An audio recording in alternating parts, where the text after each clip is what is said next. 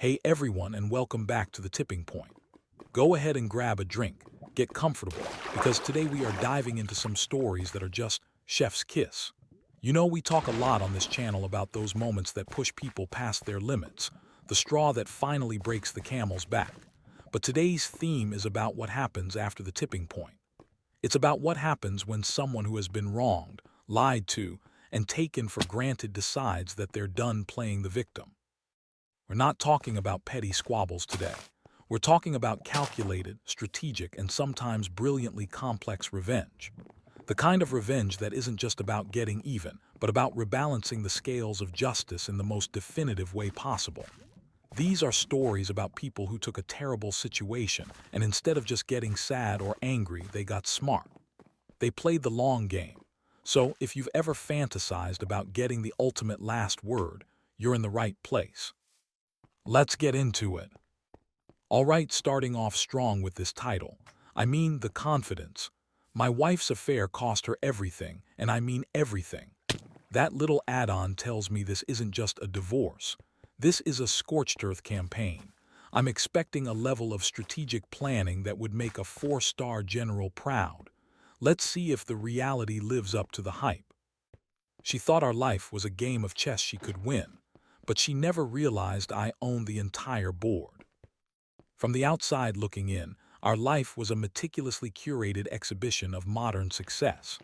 I'm a systems architect, a job that revolves around logic, structure, and foresight. My wife, Isabel, was a senior director at a major tech firm, a position she'd earned through a potent combination of ambition and charisma. We lived in a house that was more of a statement than a home, a minimalist structure of steel and glass perched over a quiet, wooded ravine. It was beautiful, but in a cold, architectural way. Our days were models of efficiency. Our calendars were synced to the minute. Our finances were seamlessly merged into a single, formidable portfolio. And our evenings were often spent in a comfortable, productive silence.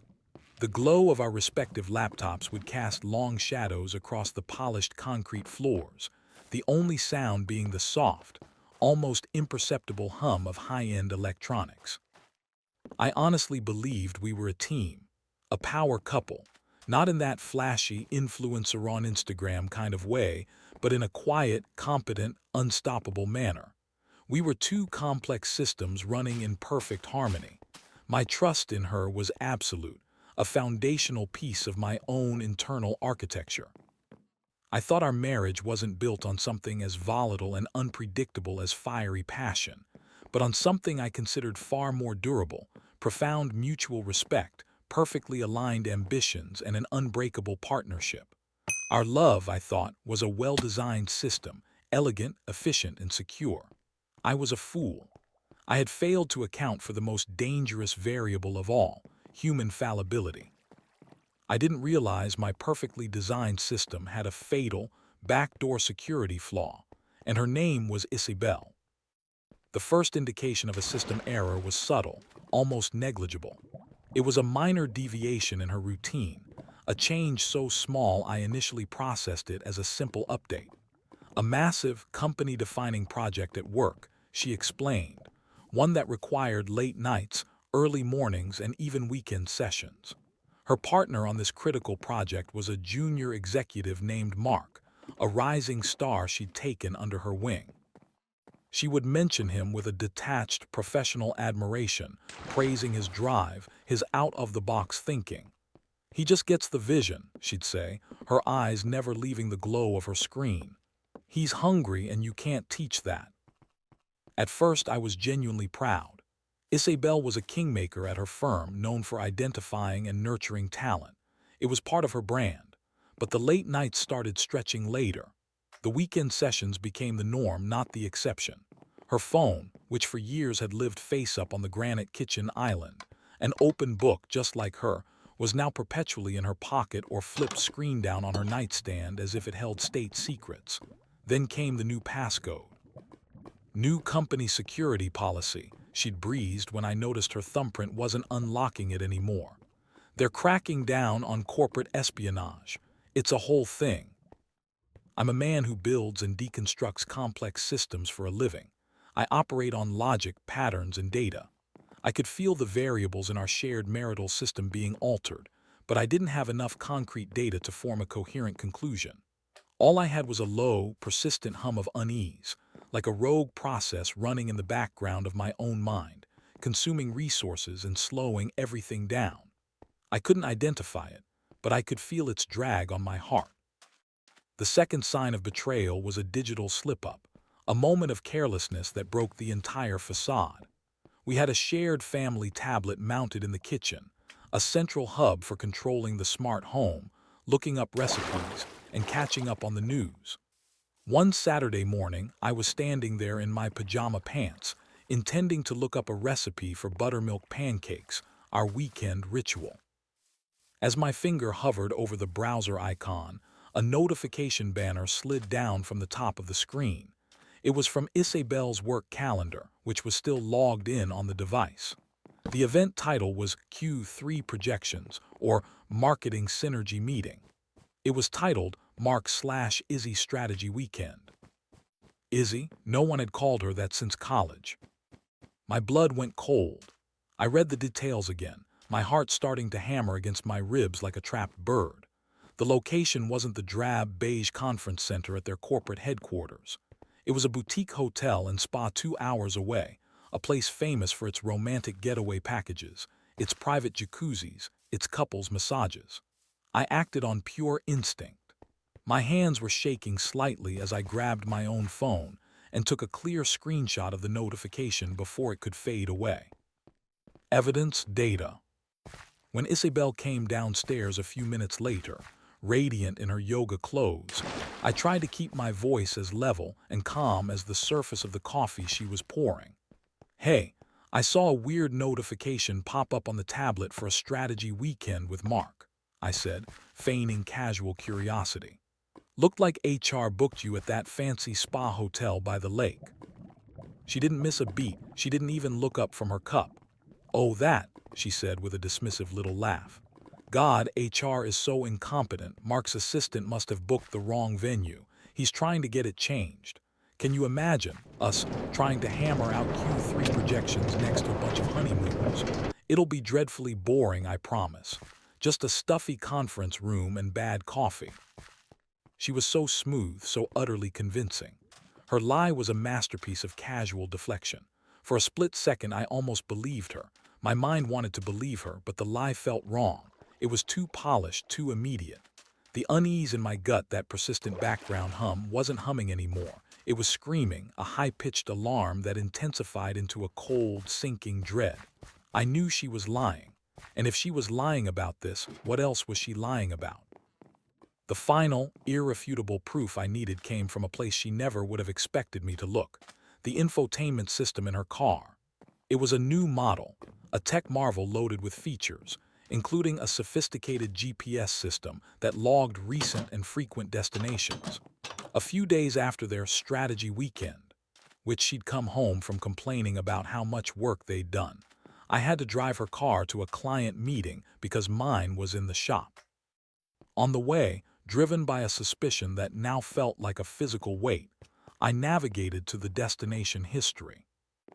And there it was, the first address on the list, the boutique hotel and spa. She hadn't gotten it changed, she had gone. But it was the second list that truly broke me, the frequent destinations list. An address I didn't recognize, logged repeatedly, dozens of times over the past 3 months.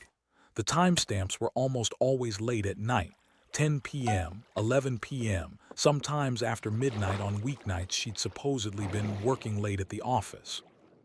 I pulled over into my client's parking lot and put the car in park. My hands felt numb on the steering wheel. I took out my phone and punched the address into a search engine. It was an apartment complex across town. A quick public records search, cross-referencing the building directory, took less than 5 minutes. It told me everything I needed to know. The apartment belonged to Mark. It wasn't just a weekend fling. It was a sustained, calculated campaign of deception. An entire secret life, running on a parallel track to ours, hidden in plain sight. I sat there in the car for a full 10 minutes, the engine off, the only sound the frantic thumping of my own heart. The betrayal was absolute, crystalline in its perfection. This wasn't a moment of weakness, a drunken mistake. This was a series of hundreds of deliberate choices made over months. She hadn't just broken our vows, she had treated me like an acceptable casualty, a problem to be managed, an idiot. That was the tipping point. The heartbreak that had been brewing inside me for weeks didn't curdle into sadness or erupt into rage. It crystallized. It became something cold, hard, and perfectly clear, like a flawless diamond. I suddenly saw the entire system of our life and her deception with absolute clarity. A simple, messy divorce wouldn't suffice. A screaming match would be a pathetic waste of breath. She had leveraged her professional power and our personal trust to facilitate and conceal her affair. She had risked her career, my dignity, the stability of our finances, and the well-being of another family. A quick search had revealed that Mark was married with 2 young children. I decided, in that moment of chilling clarity, that the consequences had to be proportional to the crime. The punishment must fit the system of the transgression. She used the interlocking systems of her professional and personal life to her advantage. I would use those very same systems to bring her entire world crashing down. I wasn't going to get emotional. I was going to get strategic. The objective was no longer to salvage my broken marriage, but to execute a flawless, systematic exit strategy that would leave her with absolutely nothing but the complete and undeniable consequences of her own choices. My revenge began not with a dramatic confrontation, but with quiet, meticulous late-night research.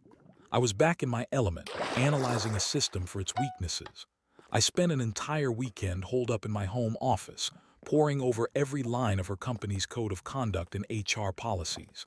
As a publicly traded tech giant, their internal governance documents were available online, a fact I was counting on. And then I found it, buried in a subsection on professional ethics. It was beautiful, a strict, zero-tolerance policy against fraternization between a manager and a direct subordinate. It explicitly cited the potential for favoritism, conflicts of interest, creation of a hostile work environment, and exposure to corporate liability. Isabel wasn't just Mark's mentor, she was his direct supervisor. She signed off on his expense reports, his vacation time, his performance reviews. Their affair wasn't just immoral, it was a gross ethical violation, a career-ending, fireable offense for both of them. Next, I turned my attention to social media. It took me less than an hour to find Mark's wife. Let's call her Sarah.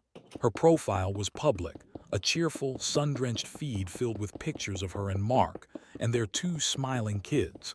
My heart genuinely ached for her. She was collateral damage in Isabel's and Mark's selfish game. I drafted a careful, concise, and professional email. I introduced myself, stated my relationship to Isabel, and explained that I had come across sensitive information regarding our respective spouses that I believed we should discuss in confidence. I didn't want to sound like a hysterical, jealous husband. I framed it as a serious matter of mutual concern. To prove I wasn't a crank, I attached one single, undeniable piece of proof, a PDF of our most recent credit card statement, which I had downloaded online.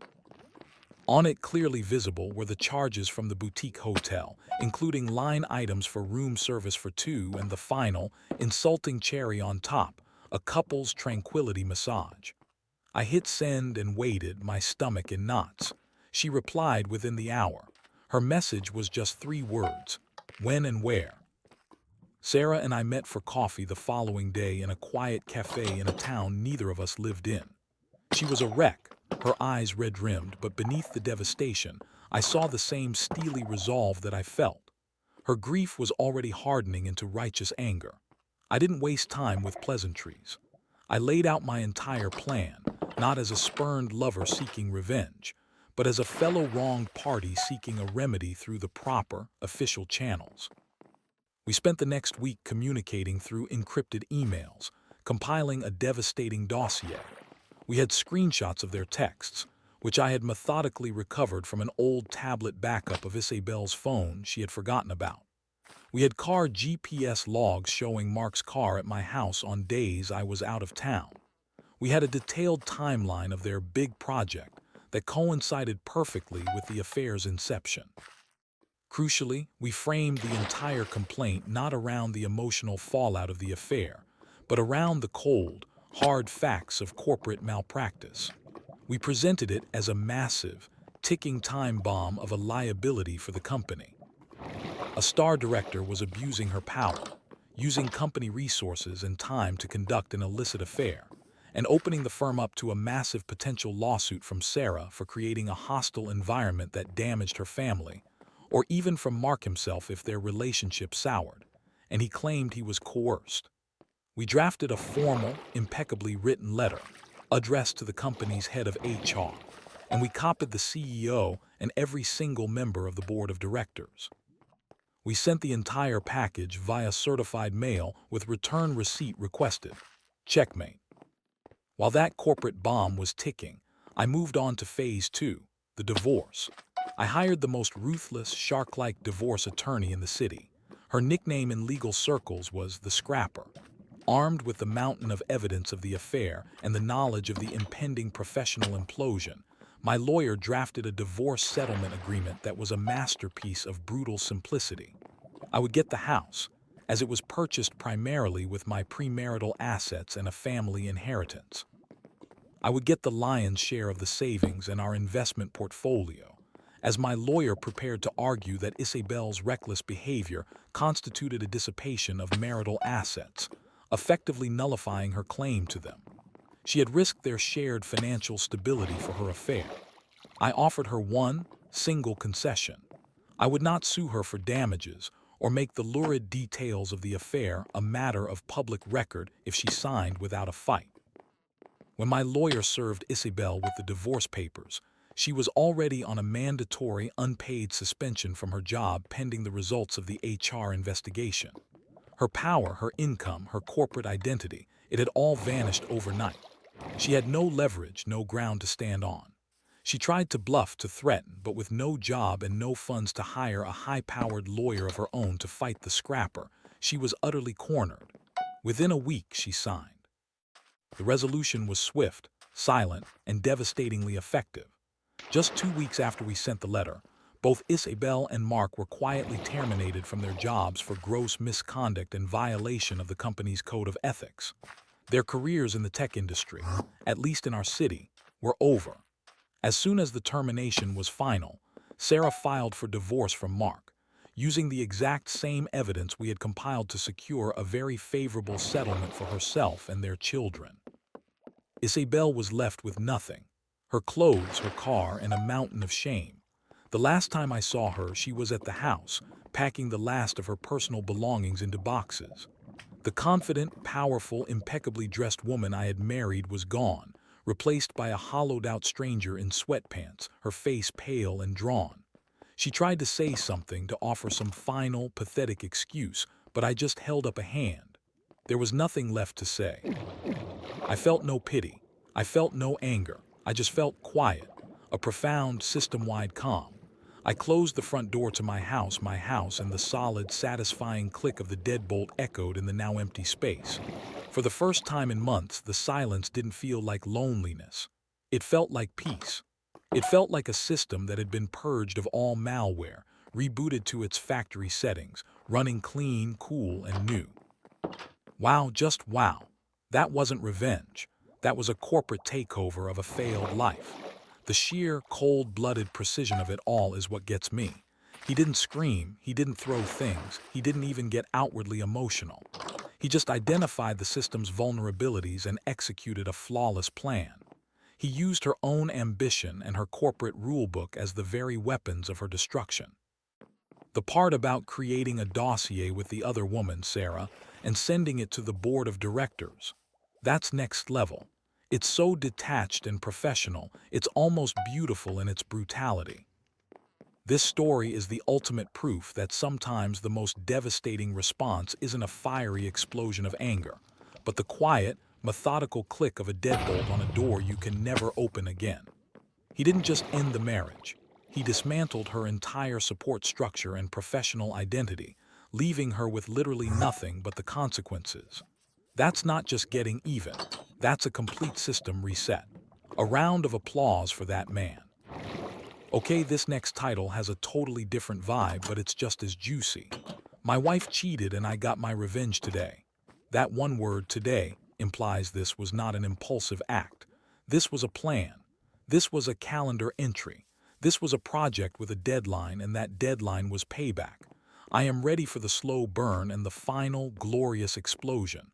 Let's see how it unfolds. For 6 months, I built her a beautiful bridge back to me. And on the day she thought she'd finally crossed it, I lit the whole thing on fire. We were supposed to be the exception to every cynical rule about love. We were the high school sweethearts who actually, against all odds, made it. Our love story was a quiet little legend in our circle of friends, a comforting campfire tale they'd point to during their own heartbreaks as proof that the real thing, the lasting thing, still existed out there in the wild. I met Chloe when I was 16. I was a clumsy, shy kid with a stack of books for a personality and a permanent seat at the nerdy lunch table. She was a whirlwind, a vibrant splash of color and laughter who moved through the dull hallways of our high school like she was the only one in full technicolor. For reasons I'd never fully grasped, she saw something in me that I didn't yet see in myself. We navigated everything that came next as a single, indivisible unit.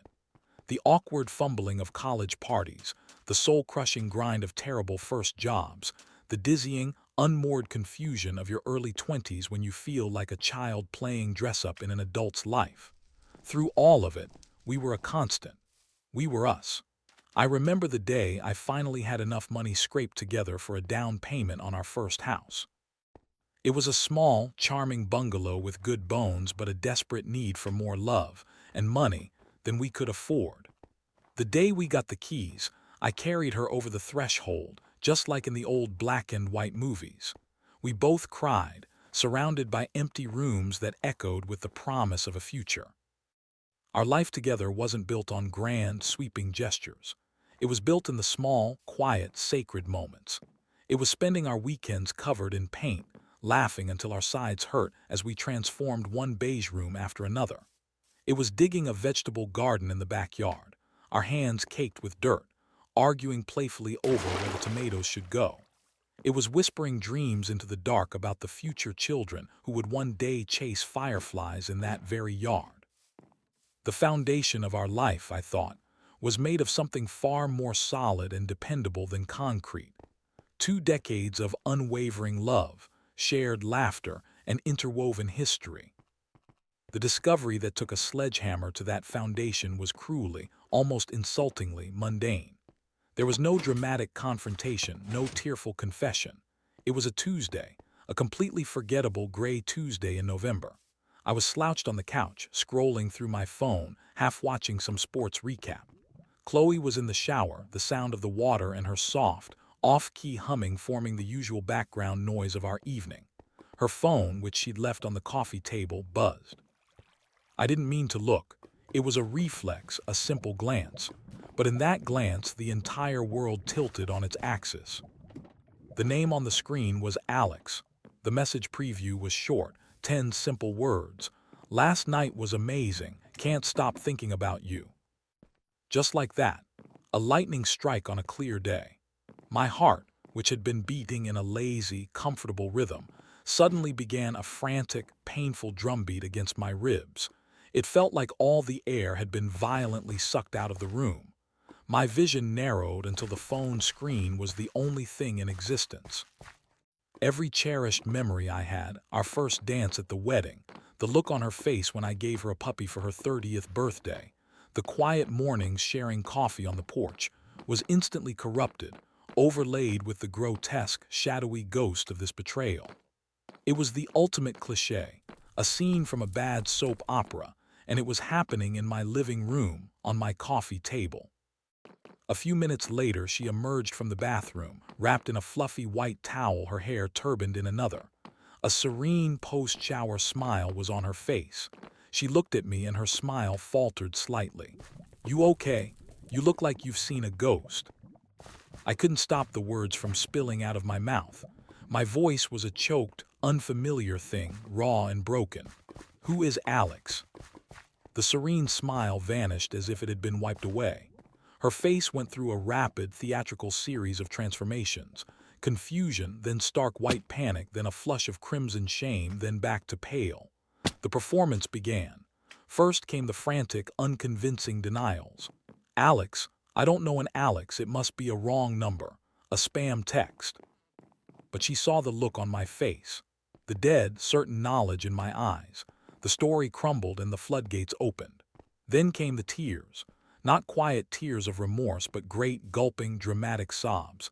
Then came the self-flagellation, the script she must have rehearsed in her mind for just this scenario. It was a mistake, she swore, a terrible, stupid, one-time thing with a guy from her new yoga class. He was just a distraction, a meaningless flirtation. She'd been feeling insecure lately, she said, feeling old, and he gave her attention. It meant nothing. She loved me, only me. She begged for a second chance, physically clinging to my shirt, her hot tears soaking through the fabric into my skin. Please, she whispered into my chest, her voice cracking with practiced desperation. Don't throw us away. Please don't throw 20 years away for this one stupid mistake. We can fix this. I promise I'll do whatever it takes. I held her.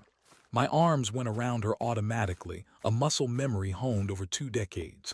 But it felt like I was holding a complete stranger, a talented actress playing the part of my wife.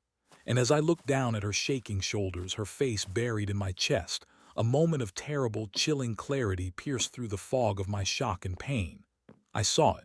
I saw past the tears, past the desperate pleas, past the performance. I saw the truth, and it was colder and sharper than any anger I could have mustered. This wasn't the raw, soul-bearing remorse of a person who had accidentally broken their partner's heart.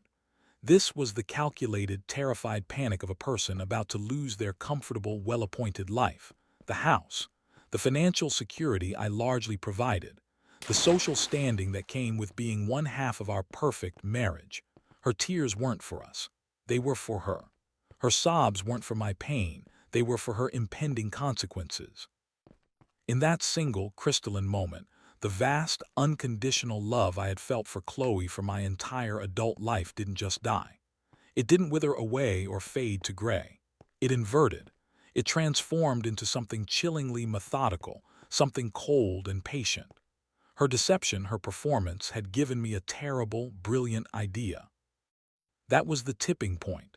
As I stroked her hair in what she took for a gesture of comfort, I heard a voice, my voice, say the words that would seal her fate. My tone was impossibly calm. Okay, I said, the word feeling alien in my own mouth.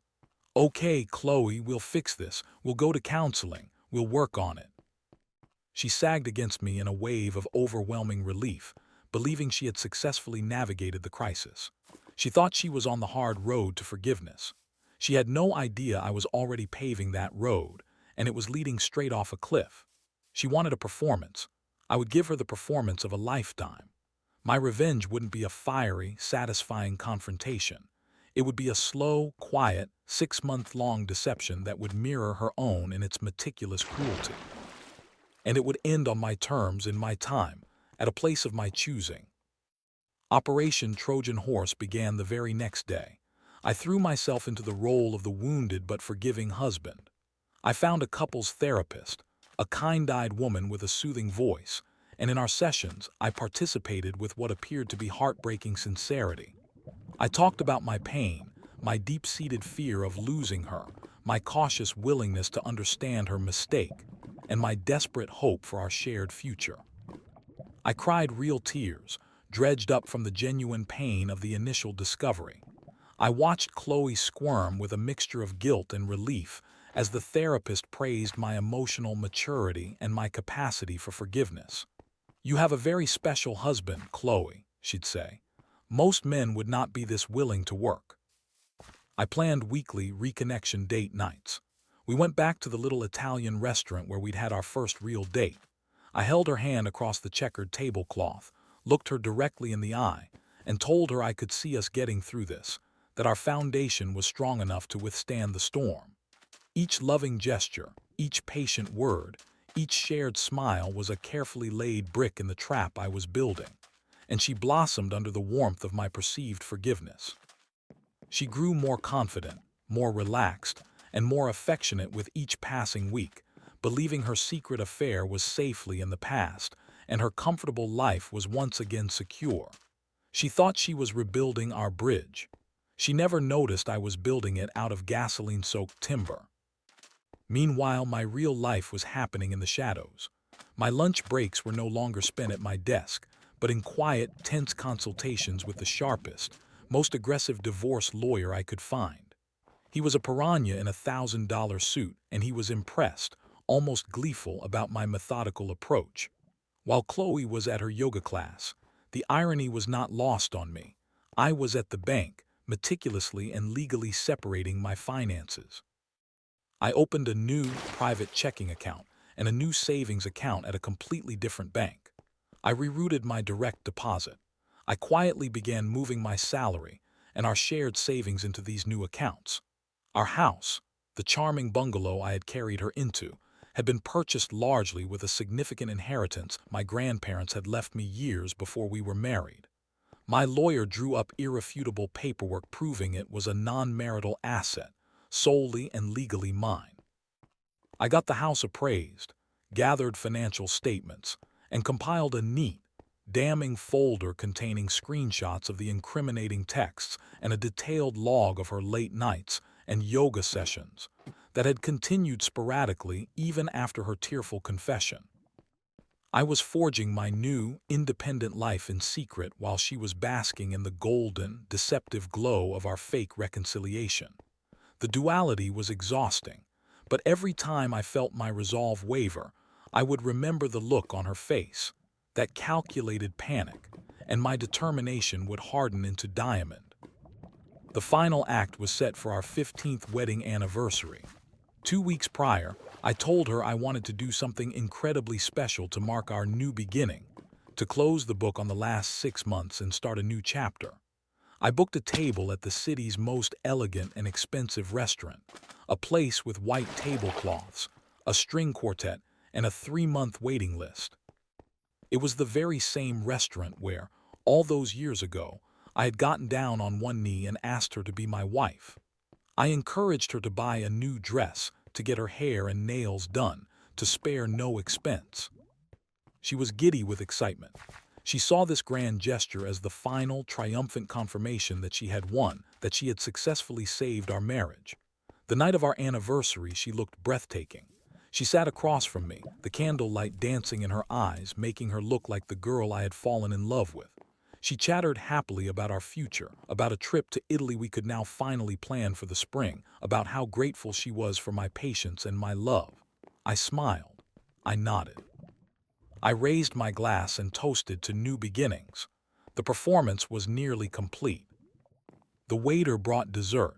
It was a decadent chocolate lava cake, the same dessert we'd shared on our first anniversary, meant to be shared with 2 spoons.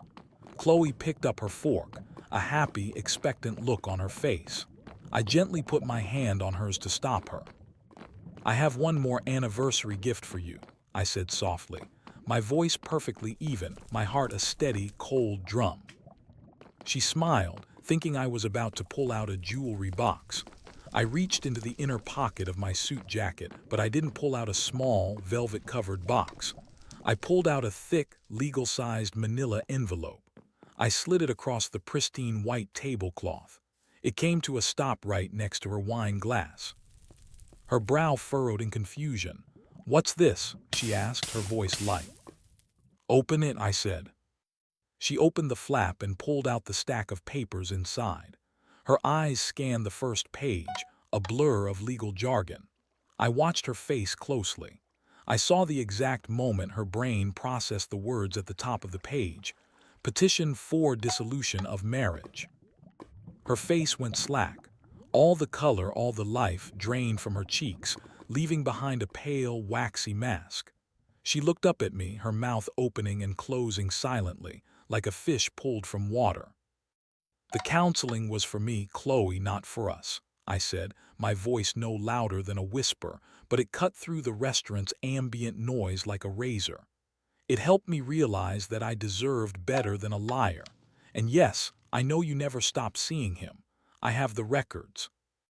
I explained calmly, clinically, that my lawyer already had everything, that the house was legally mine and she was no longer welcome there, that our joint savings account was now empty, the funds legally and irrevocably secured in my name, that all of her personal belongings, every last dress and yoga mat, were packed neatly into boxes and had been dropped off at her mother's house that afternoon while she was getting her hair done for our special night.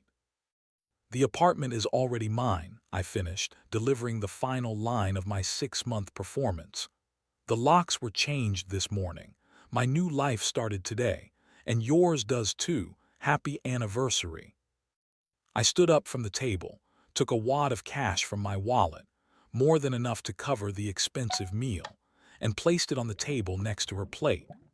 I didn't look back as I walked out of the restaurant, leaving her there in her beautiful, brand new dress with the complete and utter ruins of her life sitting in a manila envelope. The cool night air hit my face, and for the first time in 6 agonizing months I could breathe. Really, truly breathe.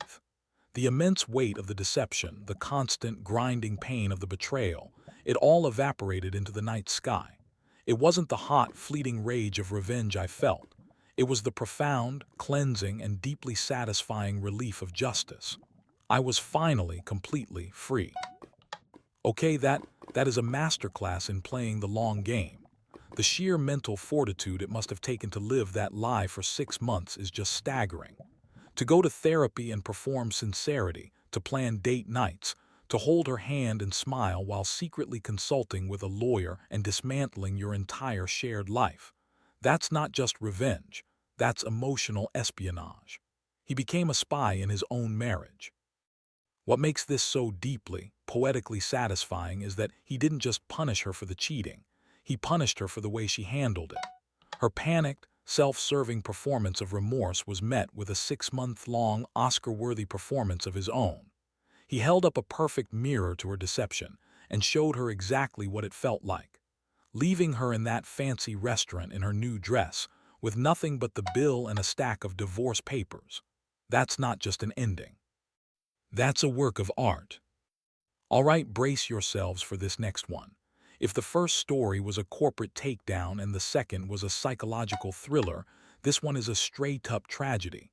The wife and the childhood best friend. That is the ultimate double-cross, a special kind of hell. This isn't just about a broken heart. This is about the demolition of a man's entire world. Let's see how he handles a betrayal of this magnitude.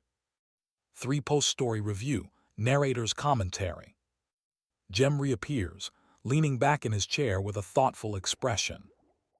Jem, okay, that is a masterclass in playing the long game.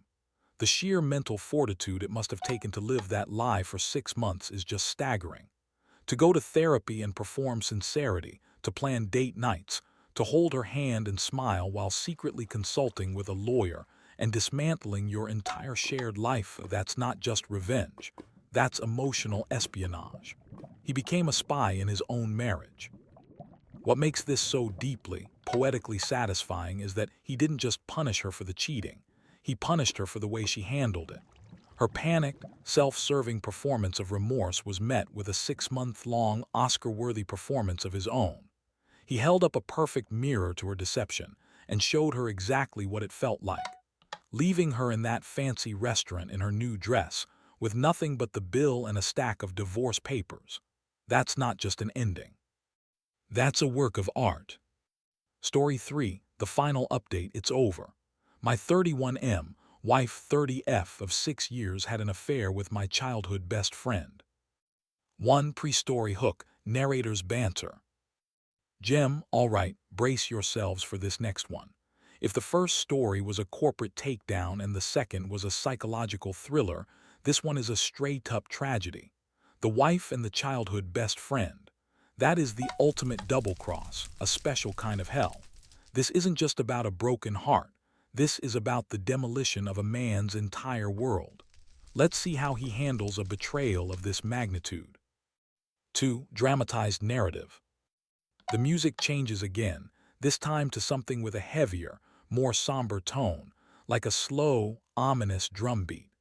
The Minecraft footage shows the slow, methodical destruction of the beautiful house that was just built. They wanted to keep their dirty little secret, so I decided to give it the grand opening it deserved. Our lives were a tapestry woven together so tightly, with threads of history, love, and loyalty, that it was impossible to see where one person ended and another began. There was me, my wife Jenna, and my best friend Leo. Leo wasn't just a friend. He was a fundamental part of my life's architecture. He was my brother in all but blood. We'd known each other since we were 5 years old, since scraped knees on the playground and trading action figures. He was the one who helped me study for my driver's test, the one who gave the toast at my dad's retirement, the best man at my wedding.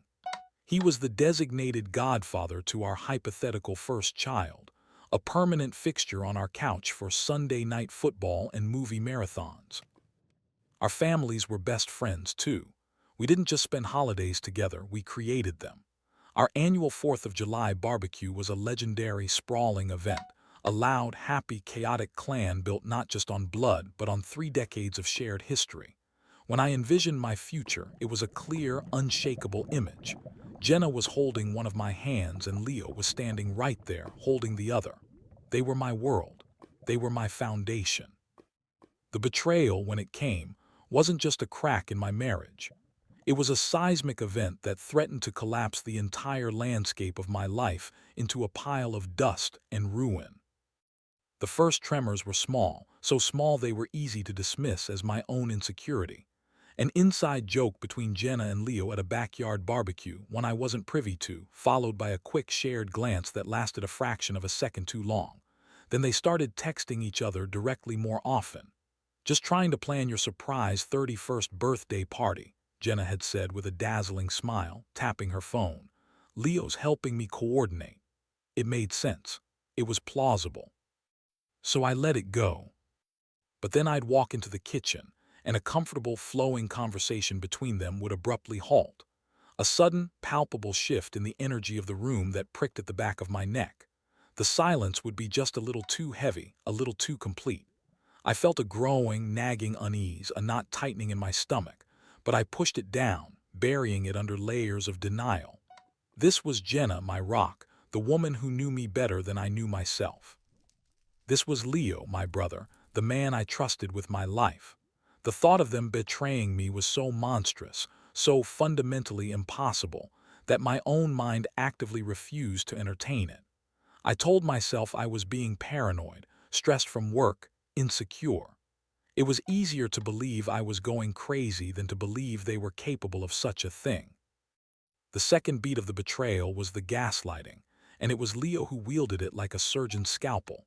After weeks of my own internal torment, I finally decided to seek reassurance from the one person on earth I thought I could talk to about it.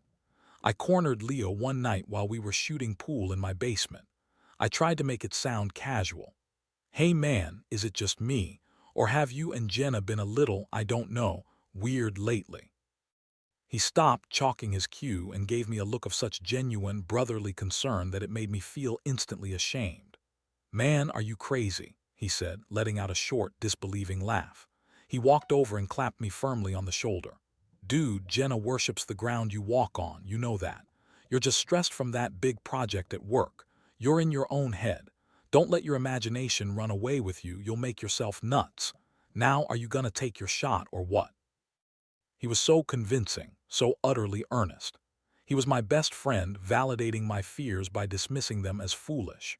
He made me feel guilty and stupid for even suspecting them. He was my confidant, the one person I thought I could trust with my deepest anxieties, and he was actively, skillfully using that trust to manage my suspicions while he was sleeping with my wife. He wasn't just lying to me. He was methodically dismantling my grip on reality for his own sordid convenience. But the doubt once planted is a stubborn weed. I couldn't shake it. I had to know for sure, even if it destroyed me. So I set a trap, a simple, painful trap. A week later, I came home from work and announced that I had to go on a last-minute, urgent, weekend-long business trip, a major client in a city 3 states away. I feigned frustration, complaining about the terrible timing. Jenna was appropriately sympathetic, helping me pack a bag, kissing me goodbye at the door on Friday morning. Leo sent me a text, "Bummer, dude, bring me back something cool."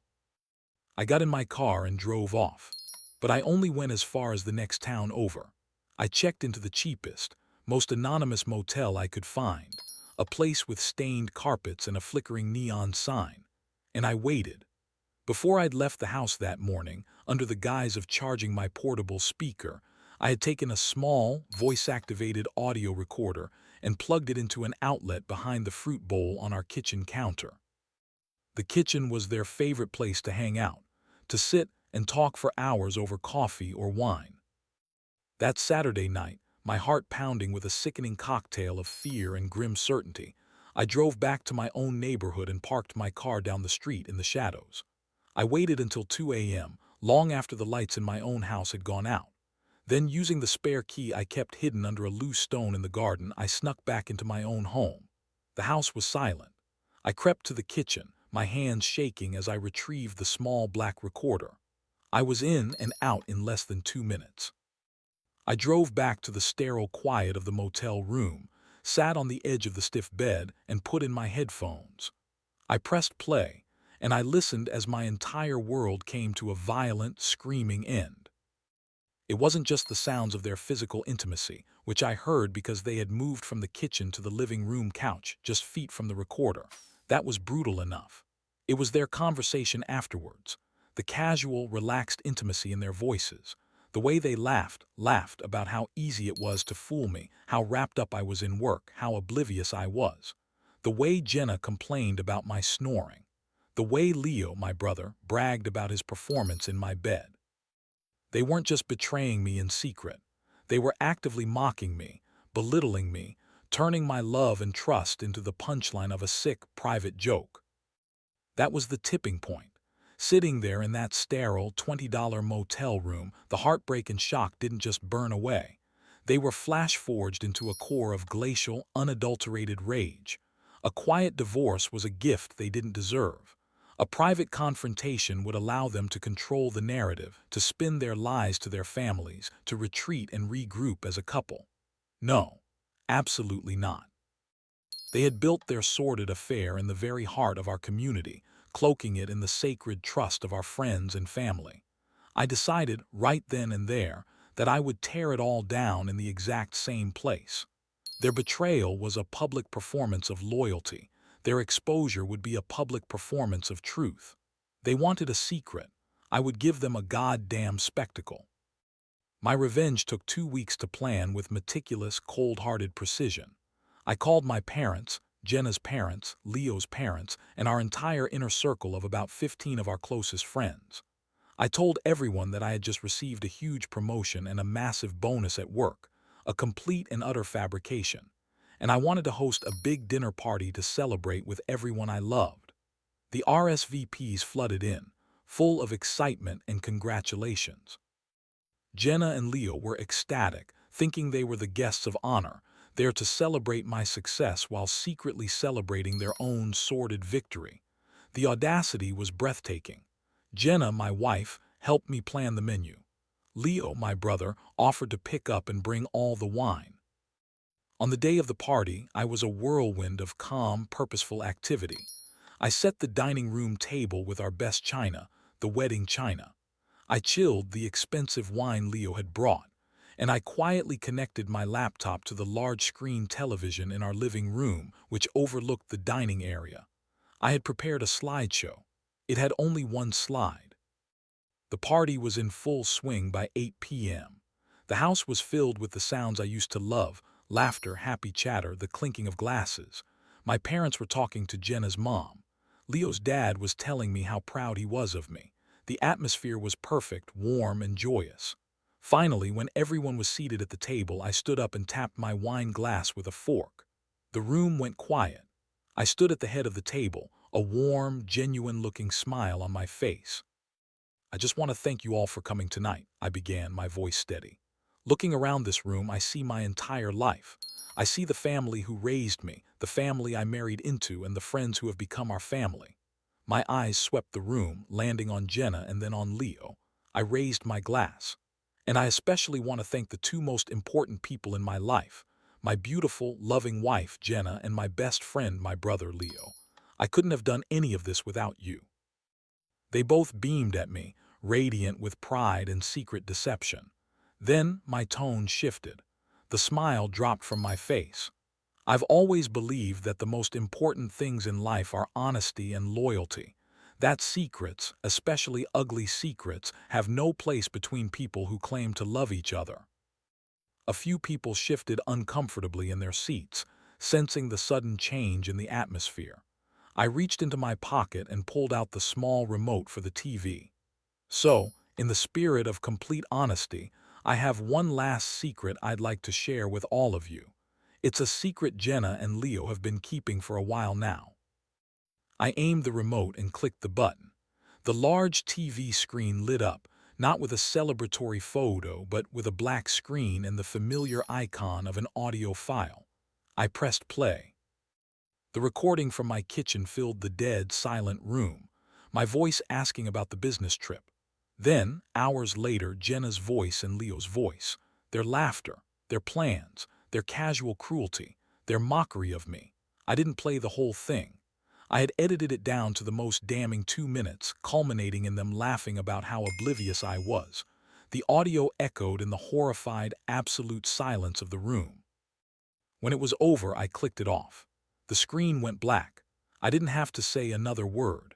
The devastation was instantaneous and absolute. Jenna's mother was openly weeping, her hand covering her mouth. Leo's father, a stoic, honorable man I'd respected my entire life, was staring at his son with a look of pure, undiluted contempt that was more terrifying than any shouting could ever be. Our friends looked back and forth between the three of us, their faces masks of shock, disgust, and dawning comprehension. I calmly placed the remote on the table. My lawyer filed for divorce this morning on the grounds of adultery, I announced to the silent room. Jenna, your things are in your car. Leo, I said, looking him dead in the eye for the first time, everything you've ever left at my house over the last 20 years is in a black trash bag on the front lawn. I took a deep breath. Now both of you get out of my house. The party ended, but the support that surged around me was a tidal wave. In the space of one night, with one press of a button, Jenna and Leo lost everything. They were disgraced in front of their parents, ostracized by their entire community of friends, and utterly alone. They had committed the ultimate social crime, and I had simply held up a giant, unflinching mirror and made them, and everyone else, see their ugliness for what it was. I was left standing in the rubble, but I was not alone. I was surrounded by a fortress of genuine love and support, while they were cast out into a cold, barren wasteland of their own making. That is one of the most brutal stories I have ever read. The level of betrayal from not one but the two most important people in his life is just unimaginable. And in a situation like that, what do you even do?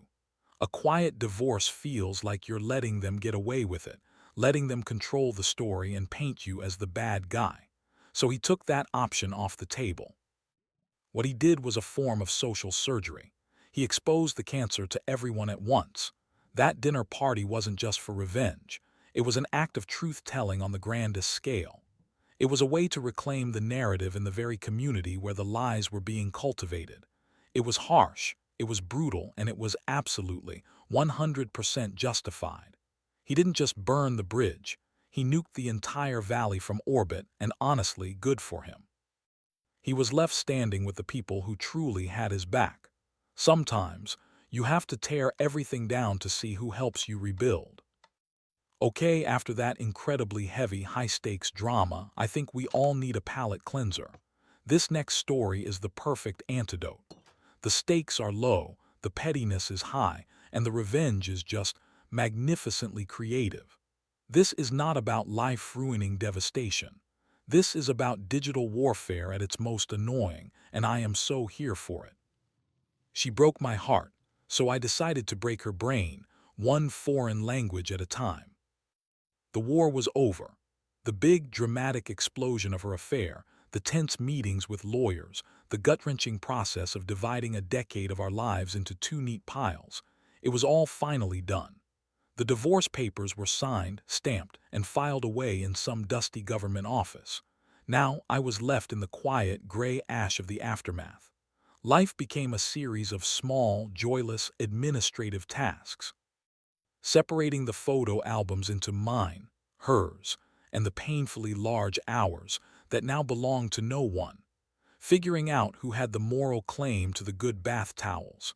And most tediously, untangling the vast, interconnected web of digital accounts we'd shared for a decade. I'd been diligent, changing the bank passwords, the utility logins, the Amazon account. But there was one I'd overlooked, or perhaps, in my state of profound exhaustion, had just been too weary to deal with: Netflix. It seemed so trivial, so unimportant in the grand scheme of things. But in the quiet loneliness of my new, too-empty apartment, Netflix was my main companion. And every single time I logged in, hoping to escape into a movie for a couple of hours, there it was, taunting me, her profile, Jessica's favorites, sitting right next to mine with her smiling profile picture. It was a tiny, persistent digital ghost in my machine, a constant, low-grade reminder of the life we no longer had. I kept telling myself, I'll change the password tomorrow. But the apathy was a heavy blanket I couldn't seem to shake off. The first real prick of annoyance, the thing that pierced through the gray fog, came when I glanced at the "Continue Watching" section under her profile.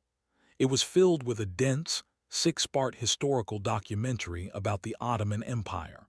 I knew for a fact that Jessica would rather watch paint dry than sit through something like that. Her idea of a historical film was Dirty Dancing. But I also knew, with a sickening lurch in my stomach, that her new boyfriend, the one she'd cheated on me with, was a massive history buff. Grim, infuriating realization dawned on me. Not only was I subsidizing my cheating ex-wife's evening entertainment, I was now also funding her new relationship's cozy date nights. The three of them were having a grand old time: Jessica, her new man, and my $12 a month. Every time she logged in, it felt like she was reaching back into my life, grabbing a little piece of my comfort and thumbing her nose at me.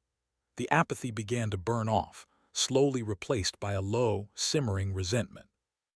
The final straw, the moment that turned that simmer into a full, rolling boil, came on a rainy, miserable Friday night.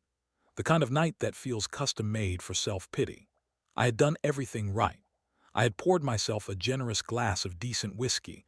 I had ordered an entire pizza just for myself, and I had settled into the worn groove on my couch, ready to finally watch the season finale of a show I'd been eagerly anticipating all week.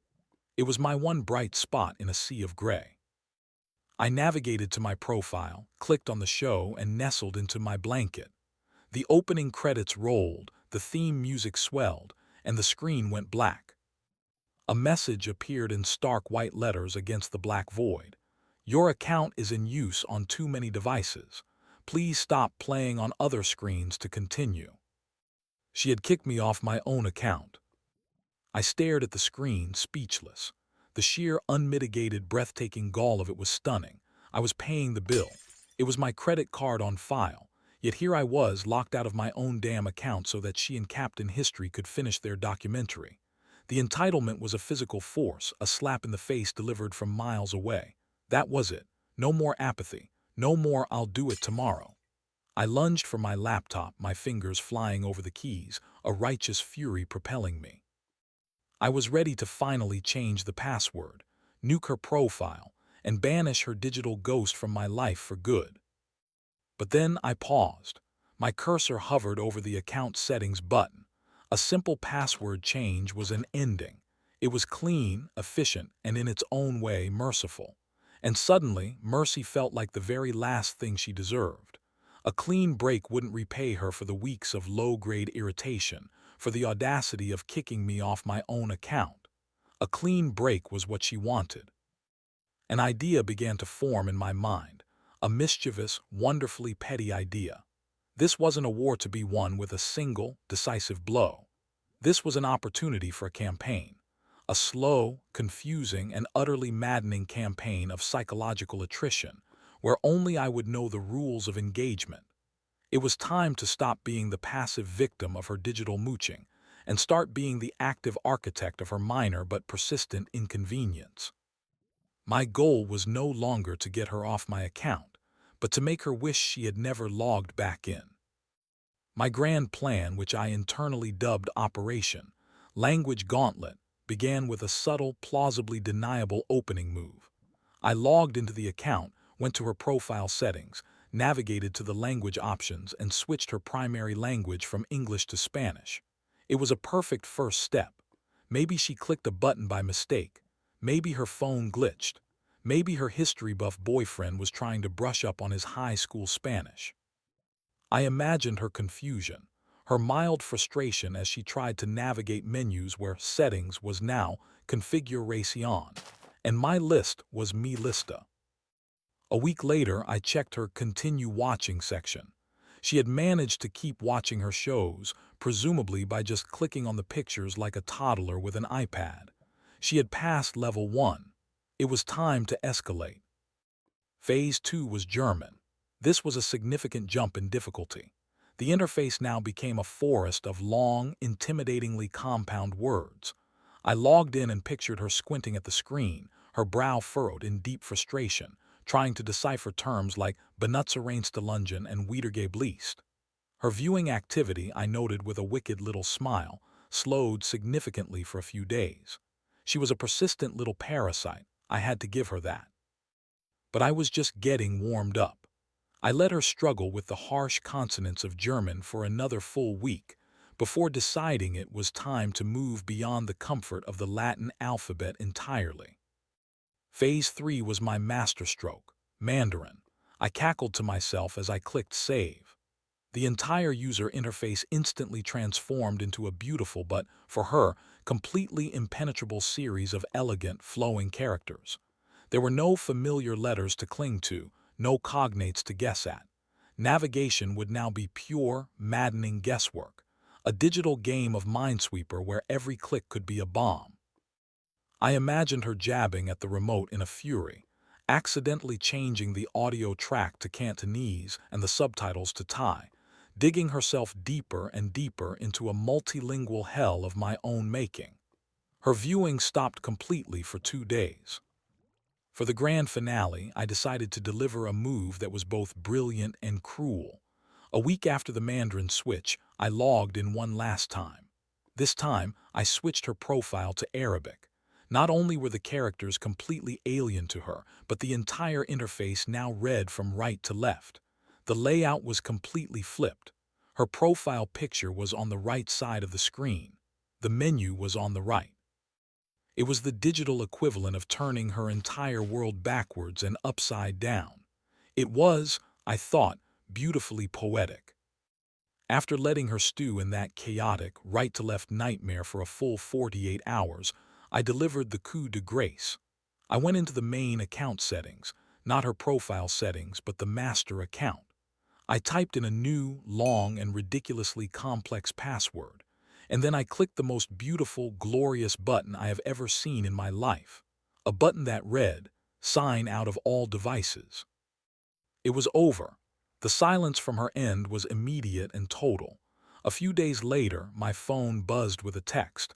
It was Jessica. "Hey, weird question, but did you change the Netflix password? My TV has been speaking in what I think is Chinese for like a week, and now it's not working at all lol." I let the message sit there for a full hour, savoring it like a fine wine. I read it and reread it, a wide grin spreading across my face. Then I picked up my phone and typed my simple, clean, and utterly untraceable reply. "I have no idea what you're talking about. I changed the password months ago when we separated. You should probably get your own account." I hit send, then I blocked her number. That night I opened the Netflix app on my TV. It was pristine. Only my profile existed.